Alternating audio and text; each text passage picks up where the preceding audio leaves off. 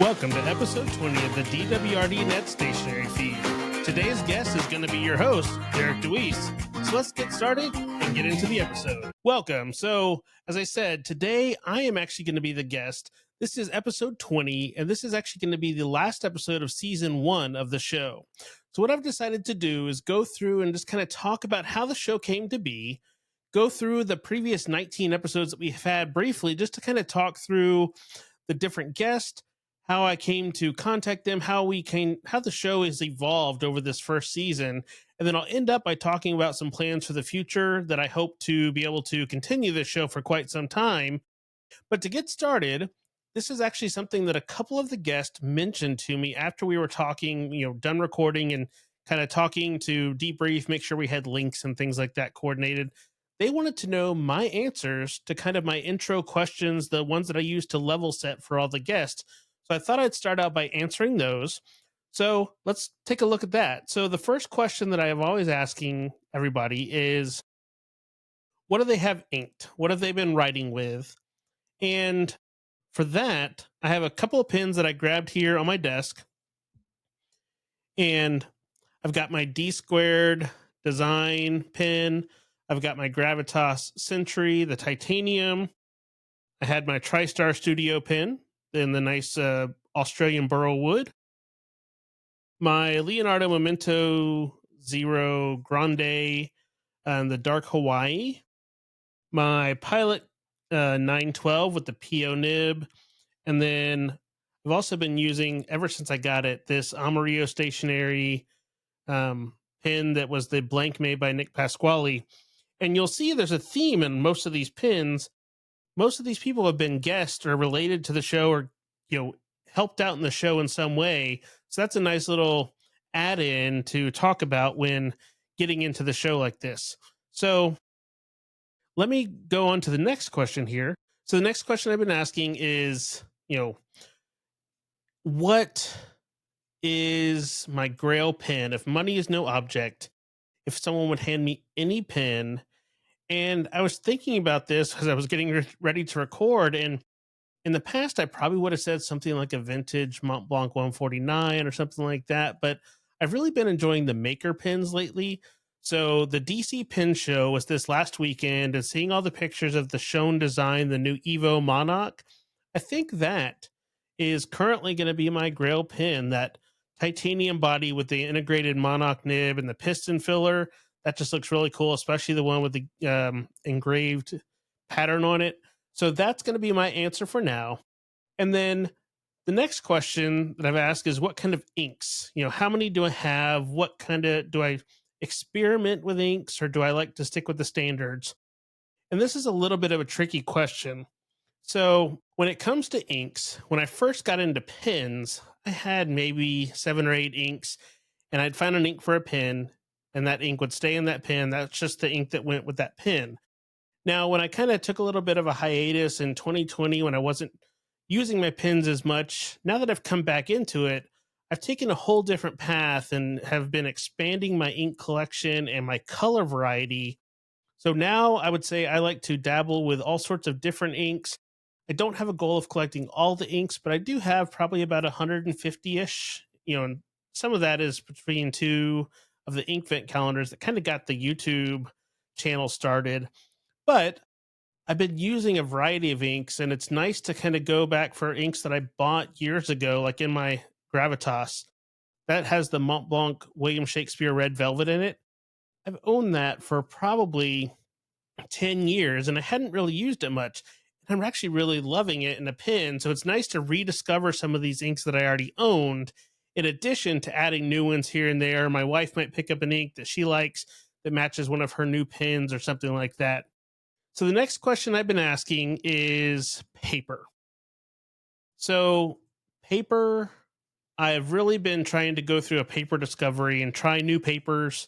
That's something else. When I first got started, I wrote on Rhodia. I had a Rhodia planner, used Rhodia tablets, and Rhodia is a fine paper, but I didn't realize that I was shortchanging myself in some ways by not looking into other papers and options and kind of experimenting and finding a paper that really worked for me.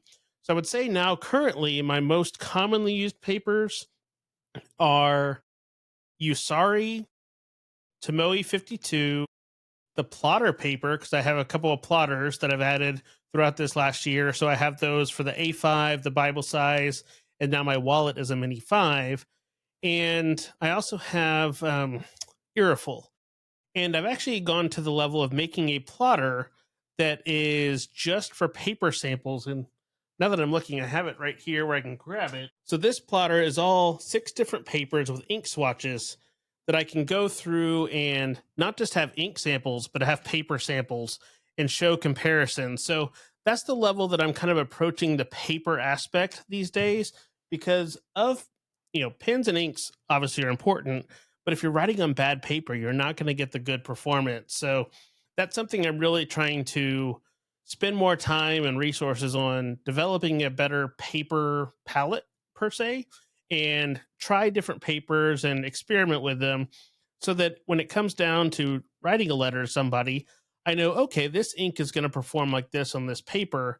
And that's what I want it to end up looking like versus some of the inks that don't change colors like you'd expect on different papers. So that's been an interesting discovery as we've gone along. And then this has been my favorite question that I've asked everybody is what's your favorite stationery adjacent item? And when I first was making videos, there was one that I got, and the answer is still the same. It's actually my Good Made Better Traveler Bookweight. My journals, I prefer writing in hardcover journals, and using this to hold the pages flat as I'm writing has been a game changer because I write in really small print.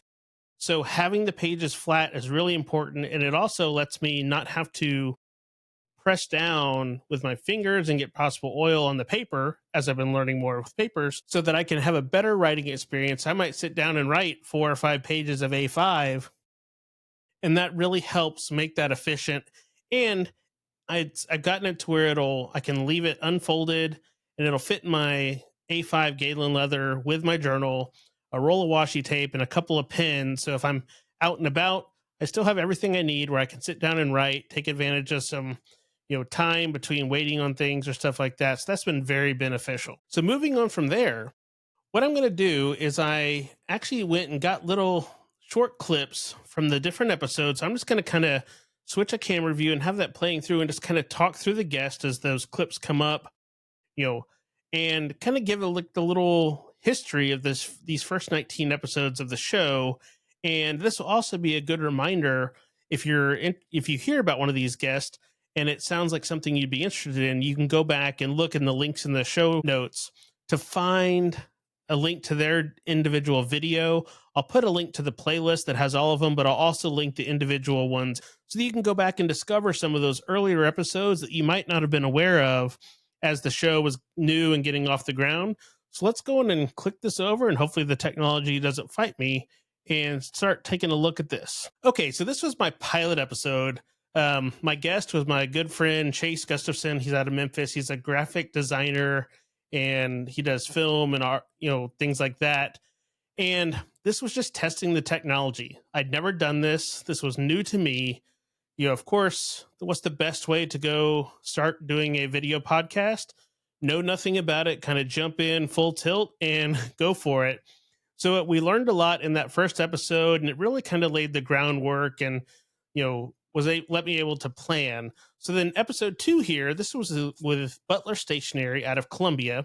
It's one of the 2 local stationery stores to me, just south of Nashville, Tennessee, where I live.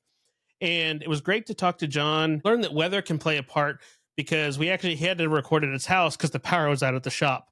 So different things like that, just in terms of recording, you kind of have to adapt and overcome, but we were still able to get a good conversation, an episode recorded. So that was neat to see and, to support the local stores. So episode 3 was with Danielle Kinsfater, who owns Happiness Handmade LLC. Now she does the really cool stickers that you'd use in journals, the kind of matte see-through. And I met Danielle at the Arkansas Pen Show. So she was a newer connection, but I've really become a fan, and my wife's become a fan of her stickers and products, and I still use them in my journal to this day. So that really kind of got me into the whole using stickers and alongside journaling as well, which is a nice thing to add in to that activity. And then here we have Daryl, who's also I met at the Arkansas Pen Show, and he does the handcrafted pin. So that was this D Squared Arts here, and he was an artist and he had been making blanks for Sean Newton. And then he finally decided to kind of get into the handcrafted pin business. And, he's been making some great stuff, some really innovative, and it's all hand carved. And it's just cool to see something different from makers, to set themselves apart. And Daryl's pins are all, beautiful, and the materials he's making are wonderful. So definitely check him out. As a former art teacher and now pen maker, that's always cool to see. And then up next we had this is Scott from TriStar Studio, Tennessee, and he's also in Columbia, local down to Butler Stationery, and he does the wood crafted pins, like the one I had here that I've been writing with, and a lot of stabilized woods, also in the resins and acrylics. He's holding up one of his pins that he'd been writing with there. So he's a newer maker, but he's making some top quality stuff. And he was recently at the DC show. I think he also did St. Louis and some others. So it's great to see new makers branching out and going to some of these bigger shows and just getting their name out there and making great products that people are wanting to go see as kind of a destination. And then to follow up, the other Columbia, Tennessee pen maker of note is Nick Pasquale. Now, Nick made the blank for the Amarillo stationery pen. I have a pen that's currently being made by him out of a guest we'll talk about a little bit later, the material that she poured. Nick's been a great asset. He's helped me make some connections with some of my guests that I've had, and he's making great stuff. And, the polishing he does on pens is second to none. So definitely check out the pins by Pasquale. And when we were recording this, his website didn't even exist yet. So it's nice to see things like that evolve throughout the process, where he can have, his website even come to be as the episode's gone on. Up next, we had Lisa, also known as Olive Octopus Inc. And she was kind of part of how I wanted to do the show. She does awesome swatching, and she's part of the local pen club. And I wanted to be able to showcase that as an interview format. So she really helped the idea spring in my head of, hey, maybe this is something I could add into the YouTube channel to get to talk to people and talk to businesses and makers and people who are doing cool things in the community to help share what they're doing with others. And I think it's worked out wonderfully. In her episode, she was able to show with her overhead cameras that she does when she streams, her full swatching technique and everything. So that's really cool to see. So definitely check out that episode if you haven't seen it already. And then up next, we have none other than Sean Newton, one of the OG, pen makers. Sean's been doing this, I think, since 2012, if I remember correctly. And I met Sean at the first pen show I ever went to in Arkansas, and I think 2015. So we've been friends for over a decade now, and he's always making crazy pins.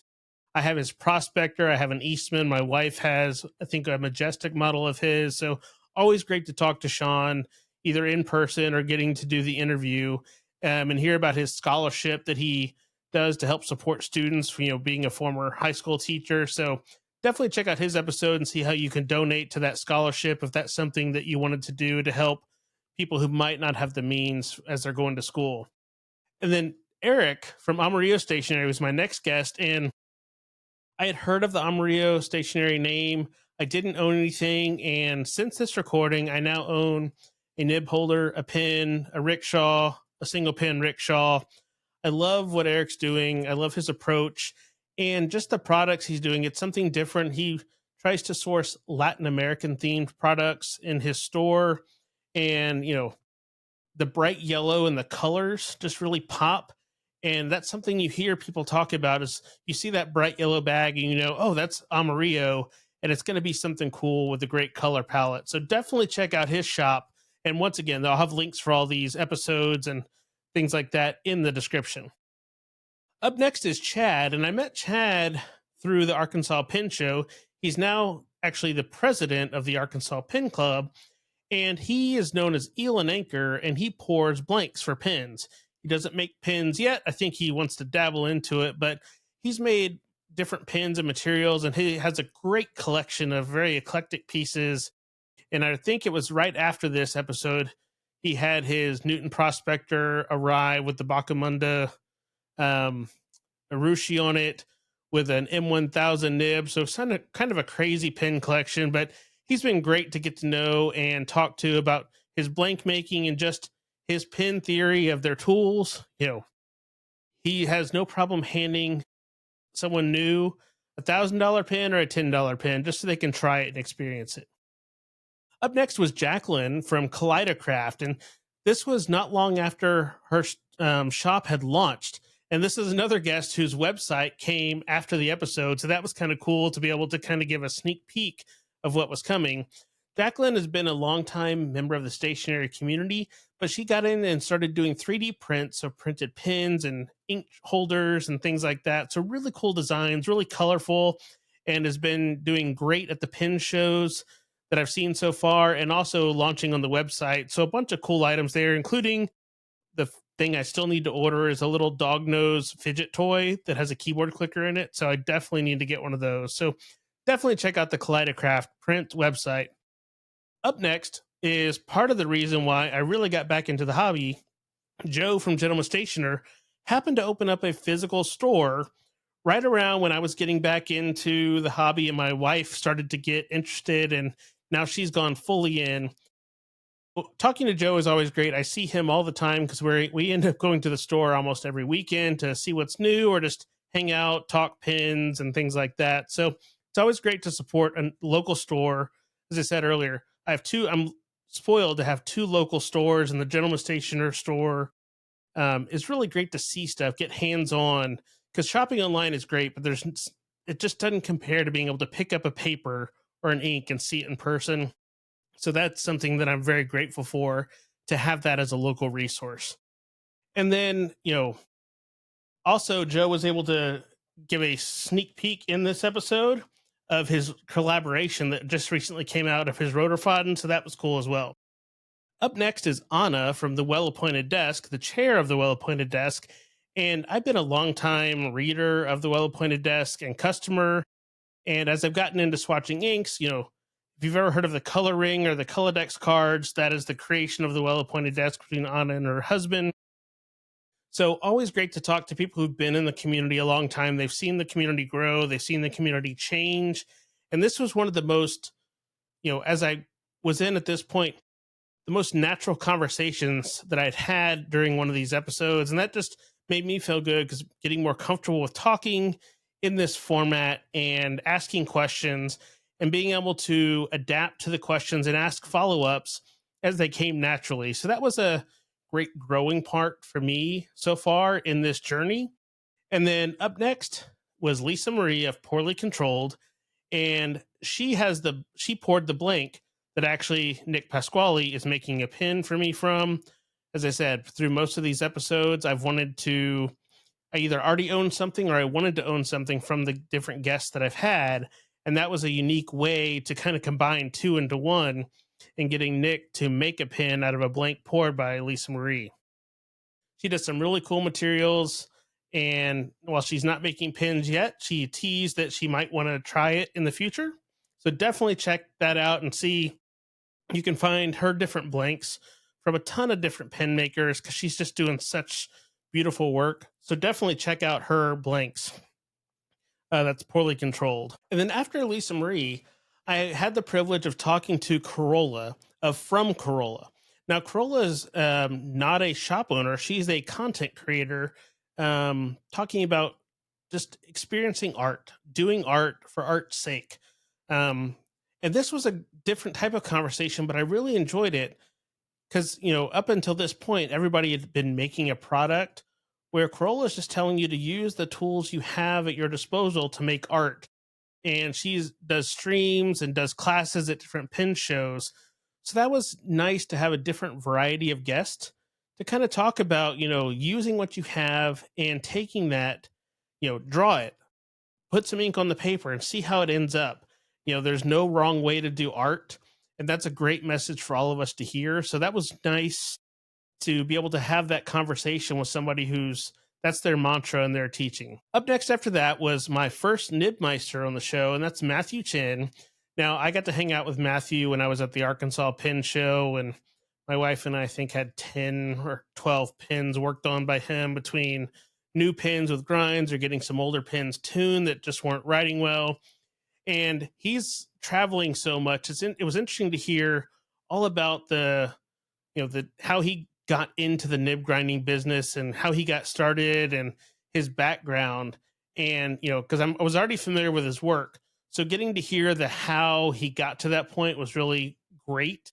And I hope to have some other nibmeisters in the future, because I'm sure they all have different perspectives of how they do their grinds and how they approach that art, which is, in the pin community, it's really important, but to the general public, nib grinders are probably it's like an unknown thing.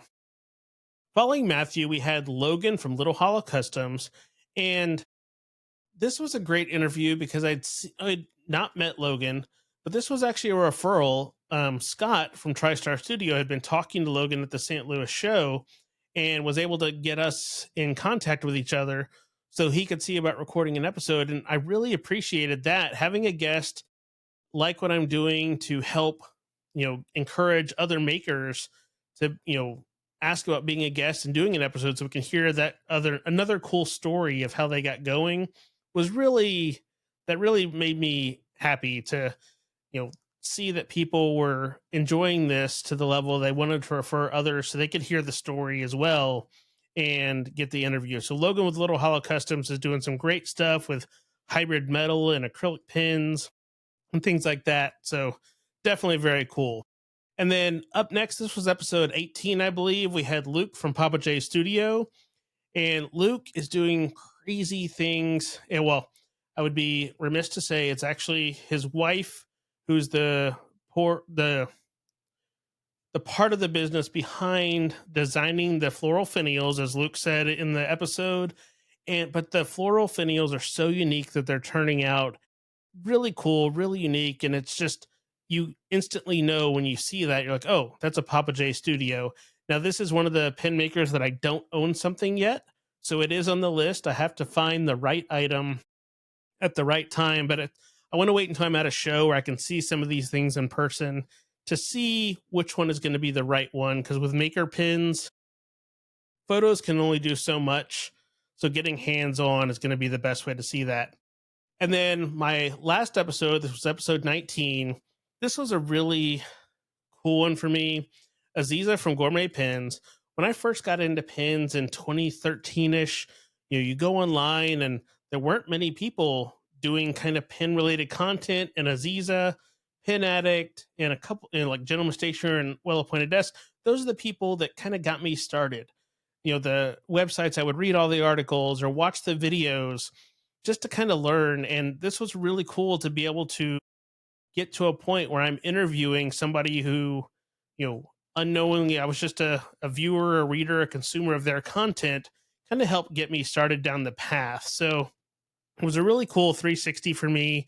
And this was another episode that was just a natural conversation that I feel like we probably could have talked for a couple of hours just through all the different aspects of the pins and the inks and the inky messes that Aziz is known for. So that was just a great experience there to have that go through. To answer another question that I have been asked in talking to some of these guests is how I kind of got started. And I have a video on this that I'll put a link to in the notes. But in 2013, to give you the short version, I found a pin in a drawer and it ended up being a Waterman fountain pen. I posted a picture online, and my college roommate and his wife, who I helped introduce them, had both become fountain pen collectors over time. That led to me going to visit them in Memphis, which led to a road trip to Venice. And then, going into a pen shop like that and seeing all the things and the inks and whatnot.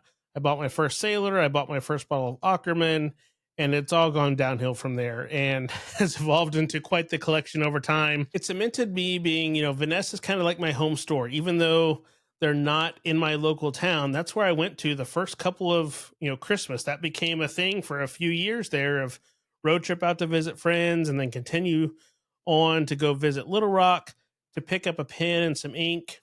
And that was just really cool. And, it's always great to go back to the shop now where I've been a customer and now friends with Mike and Lisa and some other members of the staff for so long. It's like visiting family almost, which is a really cool feeling where you form those friendships and you're able to become not just friends but almost collaborators, because it's great to be trusted enough to be able to offer a discount code from Vanessa or from Gentleman Stationer. That's something that's not all that common, and I really do appreciate that both of those shops and their owners appreciate what I'm doing to the level to let me offer that to people who are watching my content and videos and listening to this show.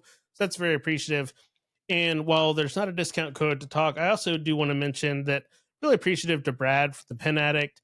He's very in his platform. It would be very easy to not try and support the little guy, and it's the complete opposite. He encourages people to share links to their content on his streams. He has the Slack and things like that just to help people starting out to see, it might not be a long term thing, but it also really does help someone getting started to have that kind of support from someone who's ingrained in the community and who's helped foster a welcoming community, which is really nice. So the question that I end all of these interviews with is, what's next for insert guest here? So I guess I will ask myself that of what is next for the DWRDNET stationery feed. So as I said, when I started this, I didn't really have a plan to break it into seasons or anything. And it became really apparent that while I've been very fortunate to be able to line up guests for 19 weeks in a row, that wasn't very sustainable. That some little breaks are going to be needed just to, you know, get a little bit more lead time in scheduling. And we're in pin show season now. I have some commitments from some people, but they're working on product for their next show. So the plan is to take a couple weeks, and I'm trying to work on, making this production and this interview format as best as I can. So I'm going to put out a call. What suggestions do you have? Are there any other questions you'd like to hear guest wise? What else would you like to learn? Leave some comments on the video or on the audio episode if you're just doing the Spotify or Apple podcast. What are some other questions that you might want me to ask guests that I have in the future? Is there something that I'm missing? Obviously the conversation will lead to some follow-ups, but are there any is there something that's obvious that you want to know from these guests? Be sure and leave me a comment so I can take that feedback and add it into the format. So as I go into season 2, which will be here in a few weeks or so, I can add that in as I start scheduling guests for the next season. Along those lines, I also hope to be able to do some in-person recordings at shows in the future. That requires a little bit of prep and equipment and things like that. So I've started that process as well, because next year I do hope to go to a lot more pin shows. This year was kind of a get back in the hobby, get in the swing of things. And obviously we've gone to the level of, I definitely want to make it to more shows next year and try and do some more recordings and things like that. Another thing that I want to try and do, that I have the groundwork and kind of it's in the back of my head, is do kind of a panel interview of sorts. I think it'd be neat to have a couple of different guests with a topic and kind of get different aspects of the community. So maybe a shop owner, a maker, a content creator, just to kind of talk through a question of the week or something like that. So that's another kind of format that I want to experiment with, of adding in and seeing how that works and see if it's feels natural with the show or not. So that's something that I hope to incorporate into season 2 or later seasons as well, just to add some variety. I've tried to do my best to get a variety of guests so that it's not just all makers or all shop owners or all nibmeisters. I wanted to kind of intersperse them to get different viewpoints and opinions to keep things fresh. There will be times where we'll have back-to-back makers or something like that. But something else I've had some people ask about, and that I think I would like to do, is just people in the community who are fountain pen users. Adding that in every so often with someone like that in the community, just to get that different voice, because, someone who's just participating in the hobby is going to have a different viewpoint and approach things differently than someone who's making something with the ultimate goal to try and sell their product. So it's just going to be a different way to add in some variety of guests So if you like that idea, definitely let me know that in the comments as well. Or if you have other suggestions of things you'd like to see, I'm very open to feedback. So definitely leave those comments of good, bad, if there's things you don't like or things that you'd like to see changed. I can't accommodate everybody, but I'm open to see what feedback is given and see what might change from there. So all that being said, this has been a wonderful experience.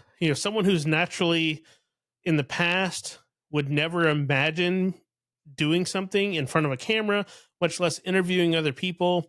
Something that's been very new to me, but I've kind of taken to it. I really enjoy doing it. And it's been great to have all these conversations and make all these friendships of people in the stationary community that I hope to foster over years to come. And eventually, I'll get to the point where some of these guests will come back for round two because it'll have been long enough where they might have had new products or new things come about. So that's something else I want to add in the future is some repeat guests as when the time and the situation allows, so that they can give updates on how things have gone from what we've asked them in the previous episode. So look forward to that in the future as well. So once again, thank you for following along in this journey, for watching episodes, for leaving the comments, for liking the videos, for just helping me through this process. It's been great, and I hope to continue doing it and give you a content and episodes that you'd like to hear. So I'll leave you there, and I wanted just to say thank you again for following along. And until next time, I'll catch you on season 2.